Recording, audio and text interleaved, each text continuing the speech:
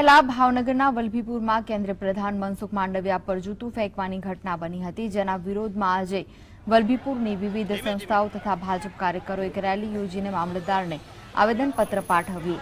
2 દિવસ અગાઉ વલભીપુર નગરપાલિકા દ્વારા મોક્ષ રથનો લોકાર્પણ કાર્યક્રમ યોજવામાં આવ્યો હતો, જેમાં કેન્દ્રીય રાજ્ય પ્રધાન મનસુખ માંડવિયાના હસ્તે લોકાર્પણ કરાયું।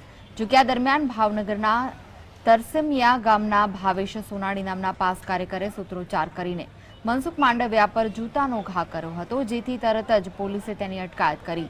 ત્યારે આ સમગ્ર ઘટનાના વિરોધમાં વિવિધ સંસ્થાના આગેવાનો દ્વારા આ ઘટનાને વખોડી કાઢવા માટે એક વિશાળ રેલી યોજવામાં આવી હતી, જેમાં પોસ્ટરમાં લખાયું હતું કે આ અપમાન મનસુખ માંડવિયાનું નથી, સમગ્ર વલભીપુરનું છે।